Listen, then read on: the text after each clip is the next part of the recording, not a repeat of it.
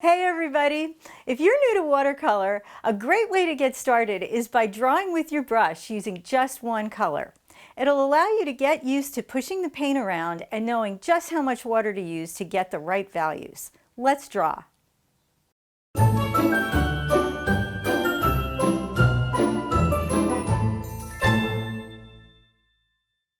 Drawing with a brush using just one color is a great way to get started if you're new to watercolor. Watercolor has this reputation for being unforgiving, but it's really not. So I'm going to start by just blocking in and placing these three objects that I have on my paper with a very, very light wash. I'm using a color that's called indigo, but you can use any color that you like. It doesn't have to be just black and white or a sepia. Just use a color that's going to be dark enough to give you a nice range of values, because that's really all that we have to worry about in this drawing, is getting our values correct. We're not working in color, which is going to make things a little bit easier. Again, as I said, if you're new to watercolor, this is such a good way to get in some practice and to build up your confidence before you have to start to deal with color mixing. Okay, so I'm just about there.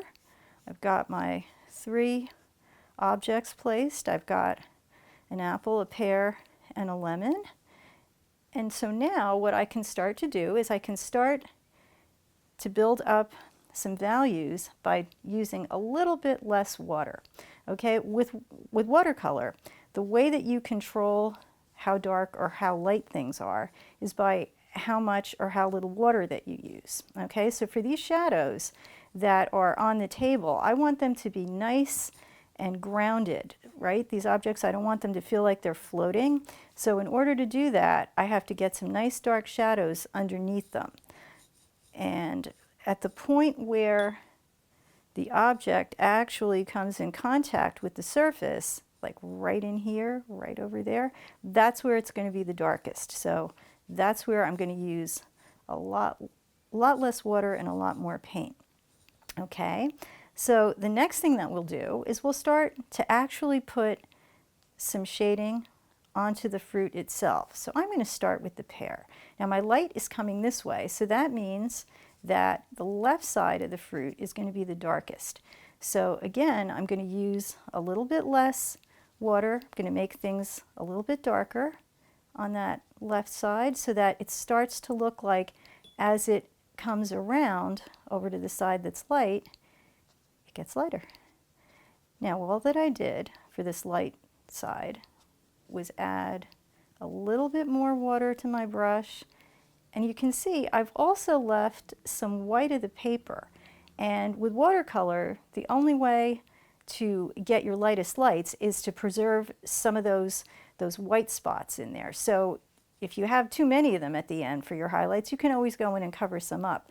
It's always a good idea to save those so that you get that nice little bit of sparkle on the shiniest parts of the fruit. Okay, so now let's work into the apple. All right, so the apple, just like the pear, is going to be the darkest on the left-hand side. Again, that's because the direction of our light source is coming this way. And we can always tell that by the way that the shadows are cast onto the table. Okay, same thing, where it's closest to the surface that it's sitting on, that's where things are going to be the darkest. And then as we move this way, we're going to do the same thing and get a little bit of that water off my brush. We're going to get a little bit lighter, and we're going to save a few of those highlights, particularly on the top of that apple, so that we can pick up those little reflections, those little highlights that sit there. Okay, now this particular apple has a little bit of shadow being cast from the pear, so I'm going to just darken up ever so slightly on that right-hand edge, and then I'm going to move over and start to work on my lemon. It's always a good idea, no matter what medium you're working in, to work your entire canvas rather than finishing one object to completion. It's always better to just work the whole canvas, because that way things look more like they were done all together rather than individually. You don't want it to look like, excuse me, there's three different paintings on one piece of paper, right? We want everything to be consistent in terms of the look and the feel and the way that the paint was applied. So you're always better off to just work your entire canvas. Okay, so we've got our objects placed. To tie things up and finish this off, what we're going to want to do is place just a little bit of some background on the table. We can suggest perhaps just a little bit of some texture. We can also, on some of these objects, if we really want them to pop, we can put a little bit of some dark background behind them, just to suggest that there's something back there that they're going to pop forward from. It could be anything, some fabric, some texture, right? Just to give it a little bit more of a finished look. Can do the same thing over here where we come in between these two. And I just want to get a little bit more paint on there. See how those darks are so important. See how those darks just really help to make things pop. We want to get that little stem in there as well. So let's just get a little more paint on there and just pop that tiny bit more. Anywhere where your watercolor has dried a little bit lighter, because watercolor does that, it has a habit of looking like it's dark enough when you first put it on the paper, and then it just fades a little tiny bit as things dry.